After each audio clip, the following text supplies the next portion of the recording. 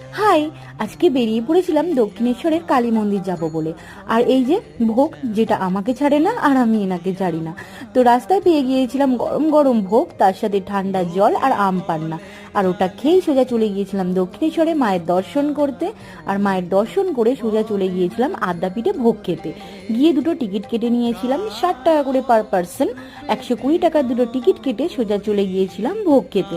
ওখানে ভোগ খেতে গিয়ে দেখলাম গরম গরম পোলাও, গরম গরম ভাত, তার সাথে বেগুনি আর একটা মিক্স তরকারি দিয়েছিল, যার টেস্টটা ভীষণ ভালো ছিল। অলরেডি আমার ভোগ সবই ভালো লাগে।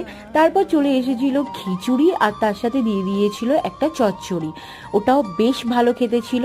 আর তারপরে এসে গিয়েছিল অম্বল আর একটা পায়েস। এত ভালো টেস্ট! তোমরা যদি টেস্ট করতে চাও, খেতে চাও, তাহলে সোজা চলে যাও আদ্যাপীঠ, ওখানে টিকিট কেটে তাড়াতাড়ি ভোগ খেয়ে নাও। আর ভিডিওটা ভালো লাগলে লাইক করো। বাই।